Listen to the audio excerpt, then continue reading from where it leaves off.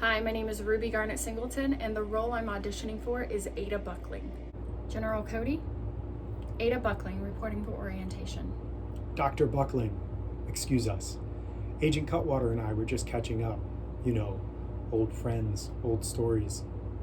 Ray, why don't you, if you'll excuse my colleague. That's all right. I'm used to his type. Of course. Well, I'm glad you're here. I hope we weren't too difficult to find. Getting here was easy enough. Right. It's always settling in that takes the most. I settle in easy. Good. I had a feeling that you might... So, who do I report to for NBE? Well... Oh. I'd recommend giving him a few hours to cool off. Thank you, General Cody, but if it's all the same to you, I'd like to get started right away. My entry paperwork is complete. You'll find it uploaded in your files. I want to talk to you. Listen, I don't have time for this. You want to do this right here, right now? Let's do it. Sure. Fine. Heck, I've got time. Hey, back up. No, why don't you? Your breath reeks. They were right. You are special, aren't you? Man, you've got to be a real piece of work rolling in here like you've got 10 years under your belt. Listen. No, you listen, kid. I ain't got the time, all right? I ain't got it in me. Bullshit. Right. Fine, Ace. You called my bluff. You want the lowdown for real? You want straight talk? Of course you do. Well, get ready, little sister. You're not going to like it. You're pathetic. It don't sit right with my conscience. There you go. Can you take that like a big girl now? Is that what you wanted? I just don't think it's right. From a moral point of view. That's all. See, when my friend General Cody makes a mistake like he did today, he puts more than just himself on the line. More than just his reputation. He puts the life of a naive young girl in danger. Not to mention the dozens of lives of honest, talented, hardworking men and women, because when Little Miss Perfect is calling the shots, that's what'll be at stake. Chaos, baby. That's what it will be. You don't know what you're talking about. And you may be a bright young lady. Heck, you could be a genius for all I know. But tens of billions of dollars, 30 years of blood, sweat, and tears building this program, hundreds of lives lost in the field, all for what? So some prep school prodigy can get a chance behind the wheel? It ain't going down like that. At least I ain't gonna watch. Get me?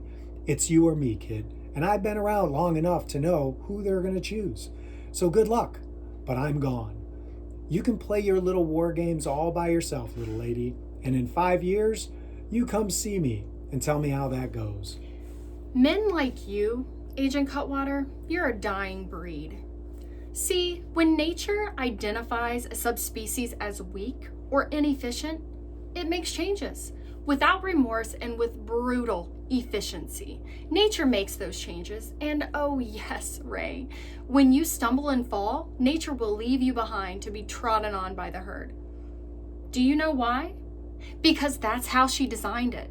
Sure, you can try to hang on and hope your sorry wrinkled ass gets dragged along for the ride, or you can jump ship, go live a life of obscurity until gradually nature omits your scruffy little act from her brilliant play. A little dead weight here or on the other side makes no difference to me. But you will not get in my way, Ray. See, I am that change, and that change is me. Like nature, I am efficient, and if the task requires, I am brutal. Do whatever you need to do. You walk, you stay, whatever. Just come see me when you make up your mind on whether or not you're going to get the hell out of my way. And in the meantime, I'll be getting started cleaning up your mess.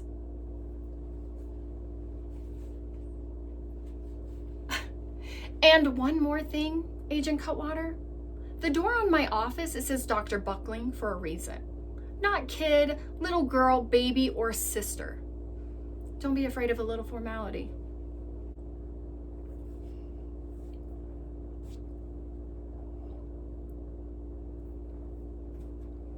Ray?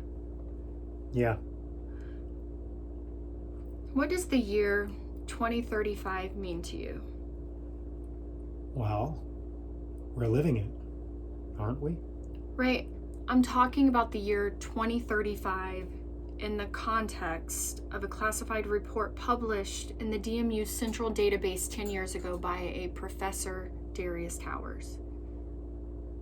Ray, what does this mean to you? Professor Towers was a hell of a man and a trusted colleague. Ray, tell me what you know. The simulation you were running before I came into the room. Show me and tell me everything. Raina, on. So, a few nights ago, I was running a routine check on inspection documents. Raina was checking dated files on the back end while I measured current data and made sure it all got backed up. I must have said something that triggered an old command in her system because all of a sudden, this folder pops up. At first, I didn't think anything of it, but Raina seemed to think I should take a second look, so I opened it up and saw numbers I didn't recognize. Reports on pressure points that aren't even logged in our system. Raina, initiate simulation. Ada. Raina, initiate simulation. Ada. Sorry, Doctor. Graphic path not found. Data unavailable. Raina, run the damn simulation. Sorry, Doctor. Graphic path not found. Data unavailable. I don't know what's going on. It was here a second ago. Ada. No, listen, Ray. Ada, I've seen Darius's essay. What? The essay. The theory. The doomsday hypothesis that modern superbridge construction was built on a single completely fallible assumption that critical congestion rates would decline or at least stay constant throughout the 21st century. Darius was talented and too smart for his own good. His hunch might have been spot on, but he didn't have the numbers. Where is he now? 10 years ago, he went out on a routine inspection in Marin County and never came back. On the night he was declared missing, I couldn't sleep. So I came down here where we always used to work. And when I entered the room, Raina had this file sitting on her screen. Bridge collapse, 2035. It must have been the parent document to the one I saw tonight. I couldn't believe it. So unlike him to ramble on without proof or numbers. Of course, I was shaken up a bit, but to me, it looked like babble. Then I saw the simulation he'd compiled, with real data. What did it indicate? It was too early to tell. Not enough numbers then. But whatever it was, it didn't look good. So, what did you do? The theory was there, but he didn't have the numbers. Right, 10 years ago. It could have only been a hypothesis then, but still you could have told somebody, right? Gotten a second look? I brought it up once or twice in meetings, but the committee was always too bogged down with fieldwork. And a few weeks later, when I tried to bring up the file, to make sure that I'd seen what I thought I saw, it was all gone. Nothing. There's no one you could have told, no one you could have gotten to help you investigate? Darius's disappearance was logged as a potential suicide. It wasn't just a paper. Darius had developed other theories, views that didn't sit well with the DMU. By the time he disappeared, he was already being ushered out the door, ruled a heretic, mourned briefly, but intentionally forgotten. I did what any reasonable DMU agent would do. I dropped it. I clocked out that night, went home, fell asleep, woke up the next day, and clocked in. I did my job. I kept my aim straight. I stayed in shape, and eventually, gradually, I forgot about it. Until about a year ago, when I was able to sign in again. I don't know why. A lapse in system restrictions, rolling brownouts, some kind of computer oversight. Every once in a while I'd try, and this time it worked, and it only lasted for a day. But when I ran the test, the data sets were missing everywhere. Inconclusive. A day later, I was locked out again. It's almost like someone was deliberately hiding these variables. Either that or somebody got lazy. Ray, the sets I ran tonight, they were complete, totally conclusive, inarguable. Can you show me? The data sets we have now are current, and the simulations with Professor Tower's instructions indicate we're on course for a total catastrophe. Ray, why didn't you do something? The pain, Ada. That day I saw you for the first time in Cody's office, I wasn't planning on walking out. I'm rough around the edges, and I'm hard, but I'm not that hard. I wanted to give you a chance, give you proper training, make a real introduction, make you feel at home. But the look I saw in your eyes when I turned around, it was the same look I saw in Darius when we met for the first time 30 years ago, and it terrified me. He was my best friend, Ada. And you... I think I was wrong about you. You don't know that. What about me? Dr. Buckling, may I ask... Girder, can I show you something? What is it, Doctor? You're going to want to sit down. 5 minutes. Okay, Doctor. 5 minutes. Okay, buckle up. Raina, turn on overhead display. 10 years ago, a DMU agent named Darius Towers published a report. See, these super bridges, these city systems were only built to last up to a point, but city populations kept rising. People living on top of each other and critical congestion rates have been surpassed exponentially each year since 2023. Do you mean to tell me that every bridge in the city of Los Angeles will experience chronic structural failure by the end of 2035? Dr. Girder, that's exactly what I'm telling you. Girder, what are you doing? What I'm showing you is real. Heroes, Ada, disgust me.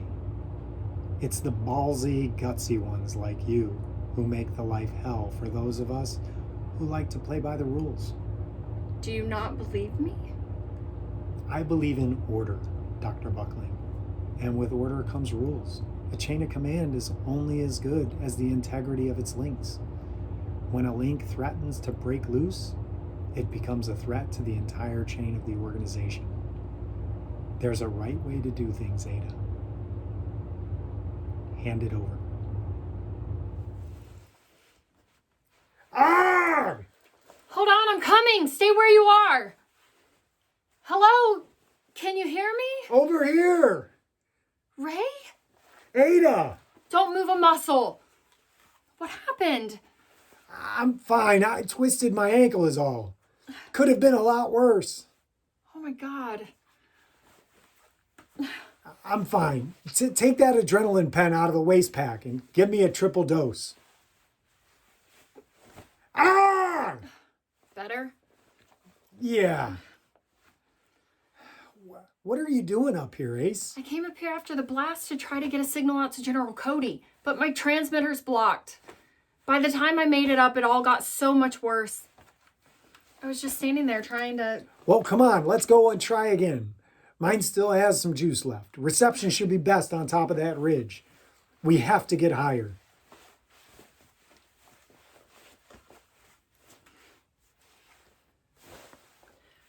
I wouldn't get any closer than that. Dr. Buckling, Professor Darius Towers. I've been looking for you. See, the prehistoric tribes of Pangaea believed in a bridge between worlds. They said the soul could be a friend in this life, but an enemy in the next.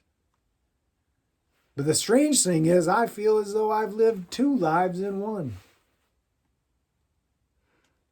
We came up here to call General Cody. I need to transmit a message to him so the fighting can stop. I'm afraid there is no more General Cody. Hey. Darius? Is that you, old man? Hey, buddy. I missed you. How long has it been then? Oh, I stopped counting around the time I vanished off the face of the earth. You bastard. Hey guys, can we do this later? Ada, trust no one. Professor Darius Towers, put down your weapon and come with us. After him!